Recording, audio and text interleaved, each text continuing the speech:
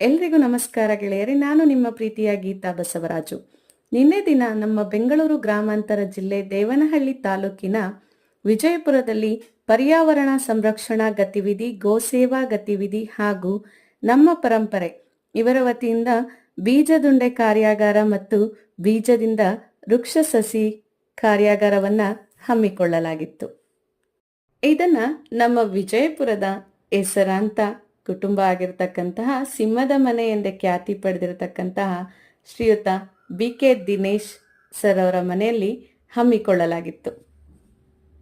ಅವರ ಮನೆಯ ಪರಿಸರವನ್ನ ನೋಡಿದಾಗ ಇದು ಪರಿಸರ ಸಂರಕ್ಷಣೆಗೆ ಒಂದು ಅತ್ಯುತ್ತಮ ಮಾದರಿಯ ಕುಟುಂಬ ಅಂತ ಹೇಳಿದ್ರೆ ತಪ್ಪಾಗೋದಿಲ್ಲ. ಏಕೆ ಅಂತಂದ್ರೆ ಅವರ ಮನೆಯ ಮುಂದೆ ಹಚ್ಚ ಹಸಿರು ಸದಾ ಕಂಗೊಳಿಸ್ತಾ ಇರುತ್ತೆ. ಆ ಒಳ್ಳೆ ಗಾಳಿಯನ್ನ ಸೇವಿಸಿದಾಗ ನಮ್ಮ ಆರೋಗ್ಯ ಎಷ್ಟು ಉತ್ತಮ ಆಗಿರುತ್ತೆ ಅನ್ನೋದಕ್ಕೆ